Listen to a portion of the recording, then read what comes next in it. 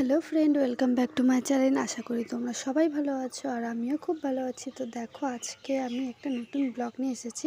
আর আজকে করব তেঁতুল মাখা। শুধু তেঁতুল মাখা না, তেঁতুল মাখার সঙ্গে আরও কিছু অ্যাড করব আমরা। তো ভিডিওটা স্কিপ না করে পুরোটা দেখতে থাকো। তো এখানে আমরা নিয়েছিলাম শসা, টমেটো আর লঙ্কা, লেবু পাতা আর তেঁতুল। তো দেখতে থাকো, এগুলো এখন আমরা কাটিং করছি ছোট ছোট পিস করে।